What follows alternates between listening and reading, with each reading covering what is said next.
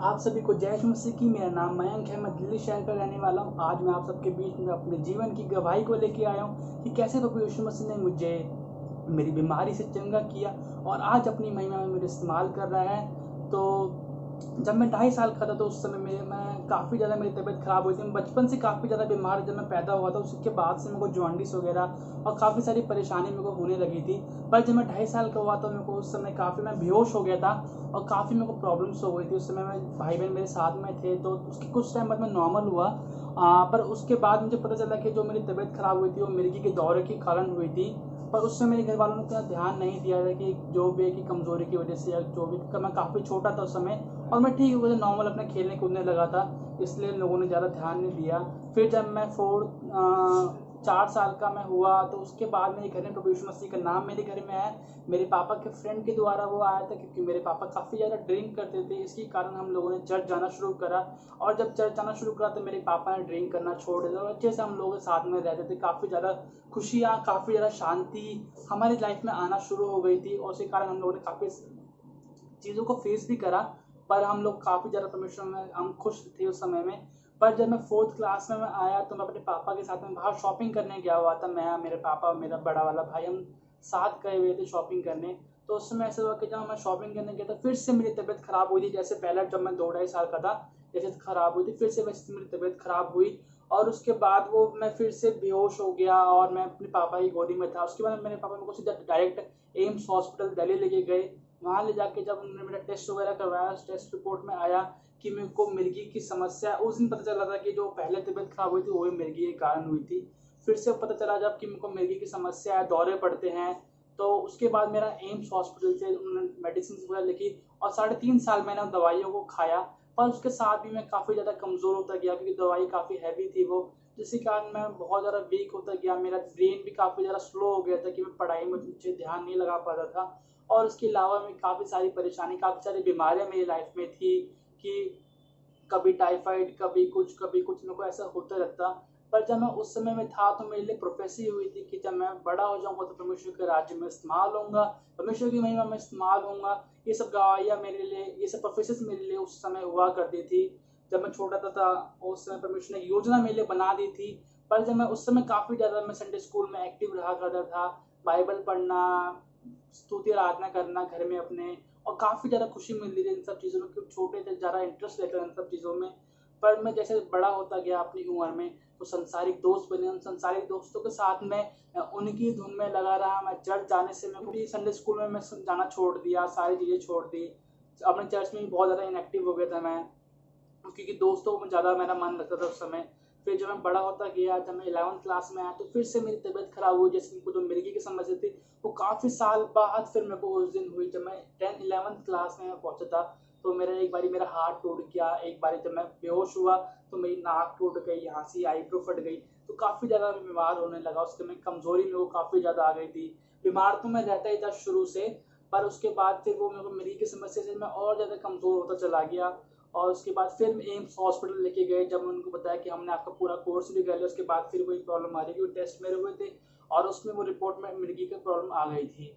फिर से उन्होंने बोला कि ये जब बड़े होते हैं आ जाती है, और साइंस तो अपनी तरफ से बोलता है, पर असल कारण उसका कुछ और था क्योंकि मैं अपने जीवन को दूसरे ट्रैक पे लेके जा रहा था। पर परमेश्वर जिसको चुन लेता है उसको किसी भी घुमा फिरा के अपने रास्ते पे लेके आता ही है। वो मेरा दौर ये था कि उस टाइम मेरे 12th के प्री बोर्ड्स चल रहे थे जिसकी वजह से प्री बोर्ड भी नहीं दे पाया था अपने। पर उसके बाद मेरी कंडीशन और ज़्यादा सीरियस होती गई। मैं दोबारा बीमार पड़ता गया। हर बार मेरे को मतलब हर हफ्ते में 3-4 दिन का गैप छोड़ के मेरे को ऐसे फिर से दौरे पड़ने लगे। और पहले ऐसे नहीं पड़ते थे, इस बार कुछ ज़्यादा मेरे को होने लगा था। उसके बाद ऐसा हुआ कि फिर मेरे को एक बार हॉस्पिटल में एडमिट करा, वहाँ मेरा एमआरआई वगैरह हुआ। एमआरआई जब हुआ तो उसमें मेरे ब्रेन में सिस्ट आ गया था जिसके कारण सारी प्रॉब्लम्स मुझे आ रही थी। उसके बाद काफ़ी ईवल स्पिरिट्स वगैरह की प्रॉब्लम भी थी मेरे को, जो मेरे को दिखती थी चीज़ें। पर उसके बाद वो सब चीज़ें प्रार्थना से पर ख़त्म हो गई थी। पर जो मेरे ब्रेन में साइंटिफिकली आया था वो ब्रेन में सिस्ट आया था जिसके कारण काफ़ी ज़्यादा प्रॉब्लम्स मेरे को हो रही थी, जिसके कारण मेरे को चीज़ें हो रही थी।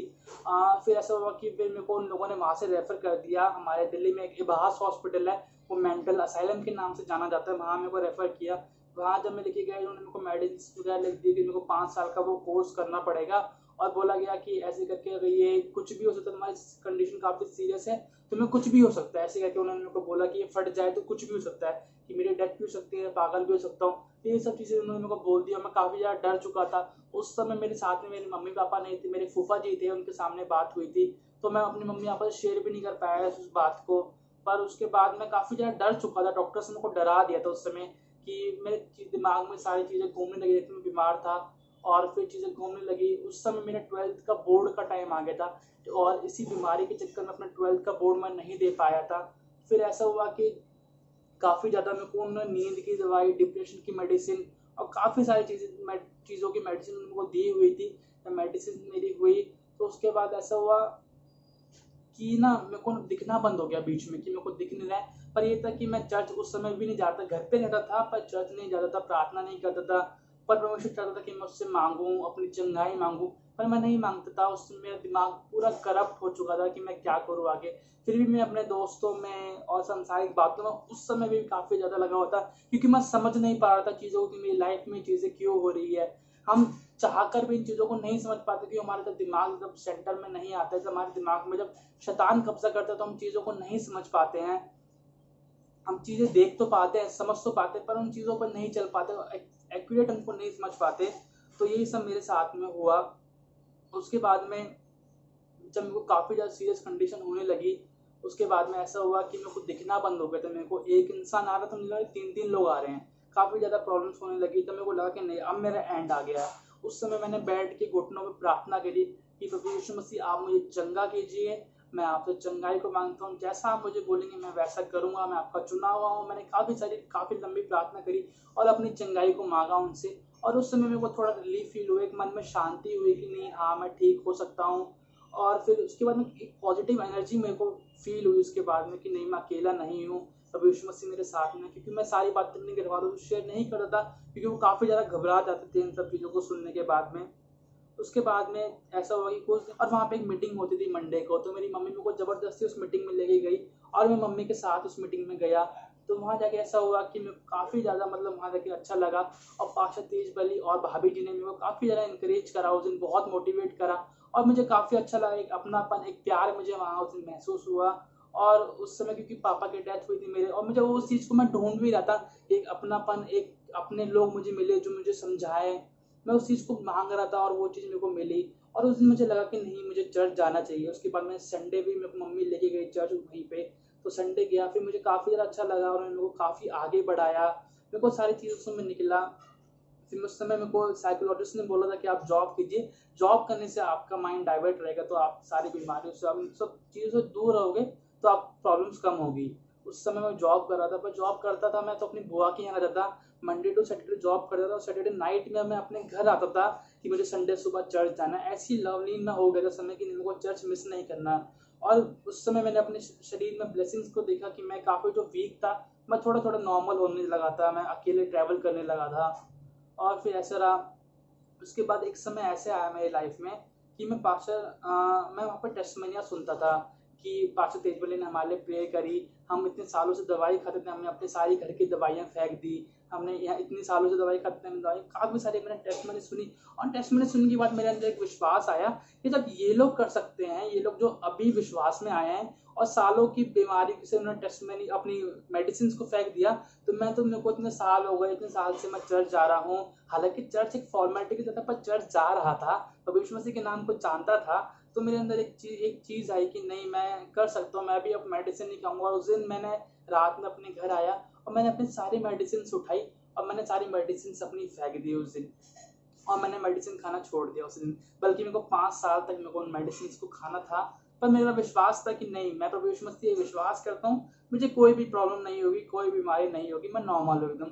और उसी विश्वास के साथ में मैं अपने अपने जीवन को जीना शुरू करा, एक नॉर्मल लाइफ को। और उसके बाद में काफ़ी ज़्यादा, जैसे आप ये लोग देख, इससे भी काफ़ी ज़्यादा वीक था मैं। और फिर पास्टर तेजबली के साथ मैंने अपना जॉब क्विट करा। फिर मैं उनके साथ में मीटिंग्स में जाना शुरू करा, मिनिस्ट्री में इन्वॉल्व हुआ, जो उस टाइम मुझे कुछ भी आता नहीं था, कुछ भी करना। पर मैंने उसमें स्टार्ट करा कि वीडियो रिकॉर्डिंग करना शुरू करा, फोटोज खींचना शुरू करा। चर्च में छोटे मोटे में काम मैं करता था उस समय। और एज अ वॉलंटियर मैंने काम वहाँ शुरू करा और उसकी मुझे काफ़ी खुशी मिलती थी, कि मैं लाइफ में ना बहुत ज़्यादा डिस्टर्ब रहता था, कि एक शांति नहीं है, पीस नहीं है। पर वहाँ काम करके मुझे काफ़ी ज़्यादा खुशी मिलती थी कि इन सब चीज़ों में। पर वहाँ मैं गया, यूज़ हुआ चीज़ों में, और उस समय मेरा ये था कि मैं 12th मेरी छूट चुकी थी, कोई आगे के लिए मेरे को स्कोप नहीं था कि मैं नॉर्मल हो चुका था, बीमारी से आज़ाद हो चुका था। कोई एक स्कोप नहीं था मेरे पास में कि मैं क्या करूँ आगे, क्योंकि मेरे पास एजुकेशन नहीं है, कोई नॉलेज नहीं है, नॉलेज है बट कोई टैलेंट नहीं है कि किस फील्ड में मैं आगे जाऊँ, अपनी लाइफ कैसे यूज़ करूँ। हाँ, पता था कि मेरे को परमेश्वर के राज्य में इस्तेमाल होना, क्योंकि उसका वायदा था मुझसे कि मुझे यूज़ करेगा, और वो अपने मार्ग में मुझे ले भी आया, जैसे घुमा फिरा के सारी परेशानी से निकाल के आज उसने मुझे लाके खड़ा कर दिया। मैं काफ़ी ज़्यादा कंफ्यूज रहता था कि मैं क्या करूँगा, क्या करूँगा। फिर मैंने काफ़ी साल पहले, 1.5 साल पहले मैंने एक फॉर्म भरा, जब मेरे पापा जिंदा थे, कि एक होटल मैनेजमेंट के कोर्स के लिए मैंने फॉर्म भरा था, और मैंने उम्मीद छोड़ चुका था कि वो होगा भी या नहीं होगा। पर मैं पास्टर तेजबली खैर में जब जुड़ा, मैंने 9 महीने वहाँ पे उनके साथ में काम वगैरह किया, सेवकाई में जाता था उनके साथ में, मैं उनके साथ बैठ के मीटिंग्स में। और उसके बाद ऐसा हुआ कि उसकी आशीष मेरे जीवन में ऐसी आई कि अचानक से मुझे एक दिन कॉल आया और बोला कि आपने फॉर्म दिया हुआ था अपने ट्रेनिंग के लिए, और आपका सिलेक्शन हो गया, आप इंटरव्यू के लिए आ जाइए। और जब मेरा इंटरव्यू हुआ तो मैं काफ़ी ज़्यादा नर्वस हो गया था कि अब मैं क्या करूँगा, मुझे तो कुछ आता भी नहीं, क्योंकि सारी बातें दिमाग में होती है हम यंगस्टर्स के। तो उस दिन जब मैं गया, उससे एक दिन पहले मैं पास्टर तेजबली के पास गया, मैंने उनसे प्रेयर करवाई, और उनसे प्रेयर में इतना बोला कि भले ही मेरा सिलेक्शन हो या ना हो, वो परमेश्वर डिसाइड करेगा, पर मैं एक चीज़ चाहता हूँ कि वहाँ मेरा कॉन्फिडेंस लेवल 1% भी कम ना होने पाए, कि उस समय कॉन्फिडेंस लेवल की बहुत ज़्यादा कमी थी। पर जब मैं इंटरव्यू में गया, सेकंड नंबर का इंटरव्यू मेरा था, और सबसे लंबा इंटरव्यू मेरा चला, पूरा इंटरव्यू इंग्लिश में, और काफ़ी लंबा इंटरव्यू मेरा चला। और सबसे बड़ी बात ये थी कि मैंने वहाँ पे उनके बीच में गया, मैंने उनसे गॉस्पेल शेयर किया, मैंने एक वर्शिप सॉन्ग वहाँ पे गाया अपने इंटरव्यू में, और काफ़ी लंबा इंटरव्यू मैंने दिया। उसके बाद में जब मैं वहाँ से निकला बाहर, तो मुझे काफ़ी ज़्यादा खुशी थी कि जो चीज़ मैंने मांगी थी वो चीज़ मुझे मिली, कि मेरा कॉन्फिडेंस लेवल 1% भी कम नहीं हुआ। और उसके कुछ दिन बाद रिजल्ट आया, मेरा सिलेक्शन हुआ वहाँ पे, और मैंने 2 साल की ट्रेनिंग अपनी हैदराबाद हाउस में एज अ प्राइम मिनिस्टर के साथ में अपनी ड्यूटी को निभाया। 2 साल काम करा, वहाँ से मेरे मार्ग द्वार खुले, और उस चीज़ की आशीष को मैंने अपने जीवन में देखा। और मैं अपने जीवन में उन आशीषों को आज भी देखता हूँ कि जो काम मैंने, जो मेहनत 5 साल पहले की थी, वो अब मेहनत मेरे जीवन में आज भी रंग लाती है। वो आशीष मेरे जीवन में आज भी मैं देखता हूँ। हम अपनी ब्लेसिंग्स को तब तक नहीं पहचान पाते जब तक हम अपनी आज की लाइफ को और अपनी कल की लाइफ को कंपेयर नहीं करते हैं, कि हम कल क्या थे और हम आज क्या हैं। कई बार हम ठोकरों में गिरते हैं, पर उन ठोकरों में उठाने के लिए परमेश्वर ने मुझे, अपने दास को मेरे जीवन में लिखा है, पास्टर तेजबली जी को, कि जब भी मेरे को कुछ प्रॉब्लम्स होती है या मैं ठोकरों से परेशान हो जाता हूँ, वो मुझे हमेशा काउंसलिंग करते हैं। पास्टर कुसुम जो उनकी वाइफ है, वो मुझे काफ़ी ज़्यादा मोटिवेट करती है चीज़ों में, और हमेशा आगे बढ़ने के लिए वो इंस्पायर करते हैं, और काफ़ी वचन सी चीज़ों को समझाते हैं एग्जाम्पल से। और उनसे बात करके मैं काफ़ी पॉजिटिव एनर्जी मिल जाती है। और अभी भी मैं कभी भी बीमार पड़ता हूँ तो मैं पास्टर जी को फ़ोन करता हूँ, और जब प्रार्थना उनसे नहीं करवाता, फ़ोन में प्रार्थना करता हूँ, पर जब उनसे बात करता रहता हूँ तो मुझे प्रार्थना करवाने की ज़रूरत नहीं पड़ती है। उनकी आवाज़ सुन के ही मेरे अंदर की बीमारी भाग जाती है। जैसे कि नॉर्मली कोल्ड कफ या फीवर होता है, तो वो नॉर्मली उनकी आवाज़ सुन के ही मेरी लाइफ से भाग जाता है, दोबारा कभी आता भी नहीं है। और बस मैं यही भाई आप सब लोगों के साथ में शेयर करना चाहता हूँ, और आप सब लोगों को जय यीशु मसीह की